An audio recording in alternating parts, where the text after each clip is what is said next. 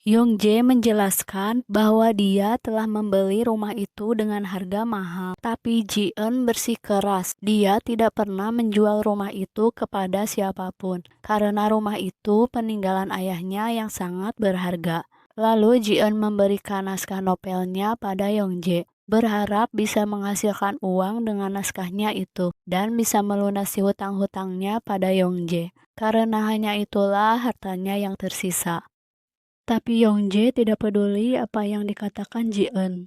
Dia malah mengusir Ji-eun dan melempar kopernya, sehingga foto keluarga yang ada di dalam koper terlihat retak, dan itu membuat Ji-eun menangis.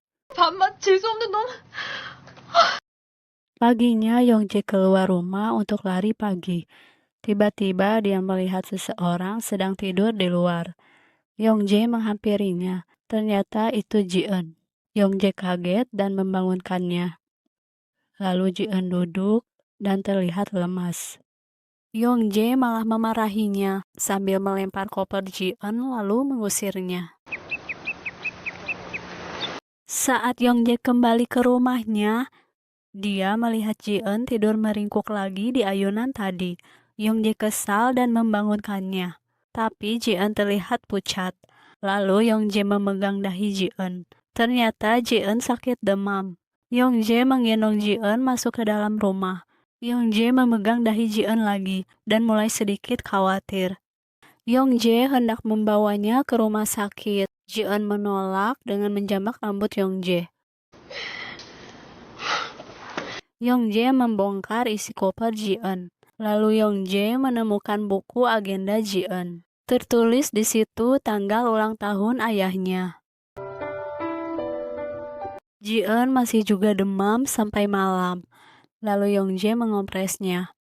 Ji-eun mengigau. Melihat itu, Yongjae khawatir juga kesal karena Ji-eun sudah merepotkannya. Pagi harinya, Ji-eun bangun dan melihat Yongjae ada di halaman rumah. Begitu Yongjae masuk ke dalam rumah, Ji-eun pura-pura tidur. Yongjae membuatkan Ji-eun bubur. Kemudian dia pamit untuk keluar. Tapi Ji-eun hanya mengangguk lemas. Mendengar mobil Yongjae menyala dan pergi, Ji-eun langsung bangun dan memakan bubur itu sampai habis. Lalu ke dapur, mengambil semua makanan yang ada di kulkas. Tiba-tiba terdengar suara mobil Yongjae sudah kembali.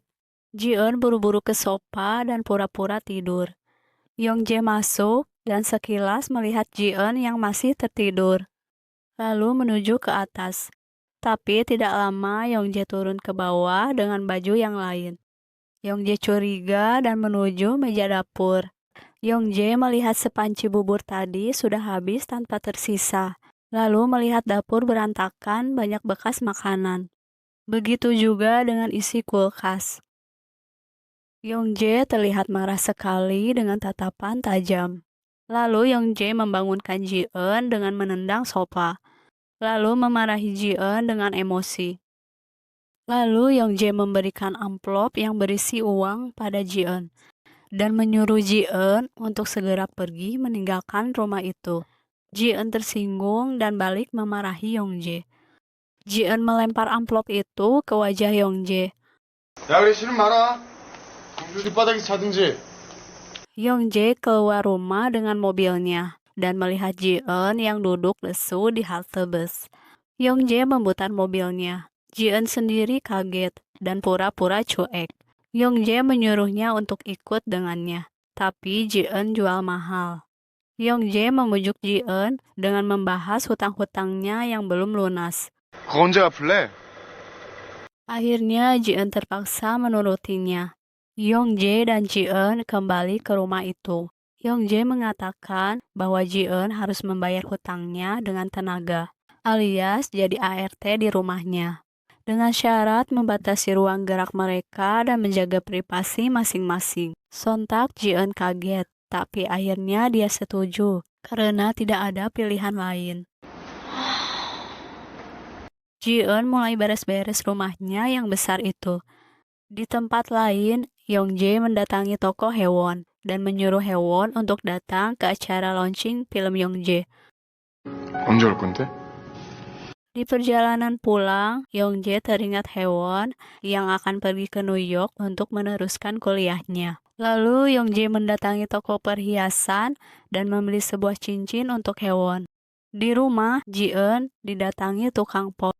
Dia mengatakan bahwa Ji-eun memiliki pinjaman. Ji-eun kaget dan buru-buru pergi ke kantor Dongwook. Di sana, Ji-eun menjelaskan bahwa dia tidak pernah membuat pinjaman.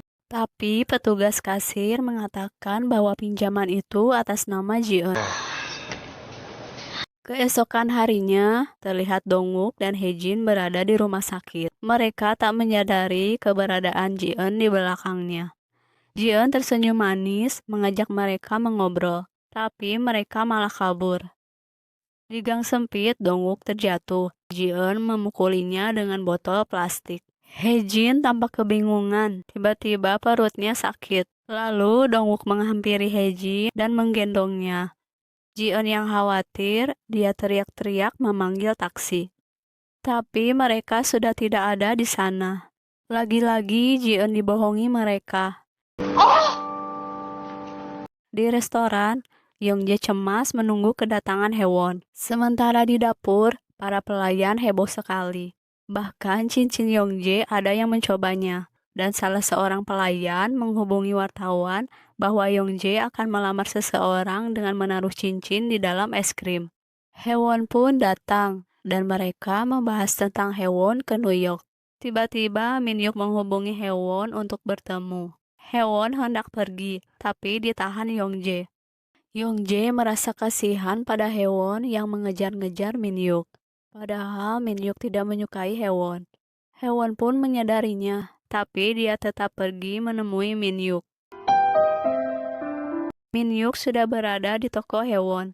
Dia mencari dasi untuk acara launching film Yongjae dan mengajak Haewon ke acara tersebut. 자리 좀 빛내주라. Di rumah, Yongjae frustasi dan membuang cincin itu ke tempat sampah. Ji-eun baru saja pulang. Dia menghampiri Yongjae dan menumpahkan kekesalannya terhadap Dongwook dan Haejin tadi pagi. Keesokan harinya, Ji-eun beres-beres rumah. Dia menemukan kotak cincin di tempat sampah, lalu menghampiri Yongjae yang sedang makan. Yongjae langsung kesal dan membuangnya. 있는 사람이 임자인 거예요. 점심을 알아서 챙겨 먹어요. Ji-eun pergi ke penerbitan, tapi manajer itu nampak tidak tertarik dengan naskah yang diberikan Ji-eun. Lalu dia menyuruh Ji-eun untuk menaruhnya di meja. 꼭 부탁드릴게요. Di kantor, direktur dan manajer Yongjae diresahkan oleh skandal Yongjae bersama Haewon di restoran kemarin. Manajer menelepon Yongjae, tapi tidak ada orang di rumah. Ternyata Yongjae sedang lari pagi di dekat pantai. Ji-eun yang baru saja pulang teringat cincin yang dibuang Yongjae tadi pagi. Dia buru-buru mencarinya di semak-semak. Kemudian Yongjae datang. Lalu Ji-eun menyodorkan koran tentang skandalnya. Yongjae melihat sekilas, lalu membuangnya. Ketika masuk rumah, telepon berdering. Tapi Yongjae malah mencabut kabel teleponnya. Ketika Ji-eun sedang mengepel, dia menemukan surat undangan lalu menghampiri Yongjae di halaman. Ji-eun ingin sekali hadir ke acara itu. Siapa tahu ada produser yang tertarik dengan naskahnya. Tapi Yongjae dengan tegas menolaknya. 잘 먹고 잘 살아라. Malamnya Ji-eun datang ke acara itu. Dia tercengang karena sangat mewah. Di tempat lain, Yongjae bersama dengan direktur. Lalu Yongjae memberikan disket novel Ji-eun pada direktur, berharap direktur tertarik. Yongjae melihat-lihat sekeliling. Tiba-tiba dia melihat Ji-eun. Yongjae menghampiri Ji-eun dan bertanya kenapa dia ada di sana. Ji-eun pergi ke toilet untuk membersihkan bekas roti di bajunya tadi. Setelah keluar dari toilet, tak sengaja dia menabrak Min-hyuk. Di luar, Ji-eun dan Min-hyuk asik mengobrol. Lalu Min-hyuk meminta naskah yang dipegang Ji-eun. Barangkali Min-hyuk tertarik. Yongjae mencari Ji-eun, Tapi dia malah melihat Hewon yang kelihatan sedang mencari seseorang. Lalu Hewon melihat Min-hyuk yang sedang bercanda dengan Ji-eun. Apalagi ketika Min-hyuk menyentuh baju Ji-eun yang terkena noda tadi, membuat Hewon cemburu. Tiba-tiba ponsel Ji-eun berbunyi. Ternyata itu dari Yongjae. Ji-eun menggerutu kesal karena Yongjae mengganggunya yang sedang asik mengobrol dengan Min-hyuk. Hewon menghampiri Min-hyuk dan marah karena cemburu. Tapi Min-hyuk tidak mengerti kenapa Hewon bertingkah seperti itu. 오빠 좋아해. Min-hyuk hanya menganggapnya sebagai adik. Min-hyuk malah menyuruhnya berkencan dengan Yongjae. Alhasil, Hewon kesal dan pergi menemui Yongjae yang sedang bersama Ji-eun. Lalu menanyakan perasaan Yongjae. Bukannya jujur, Yongjae malah mengatakan bahwa dia menyukai Ji-eun. Lalu mencium Ji-eun begitu saja. Bagaimana serunya? Lanjut ke episode berikutnya.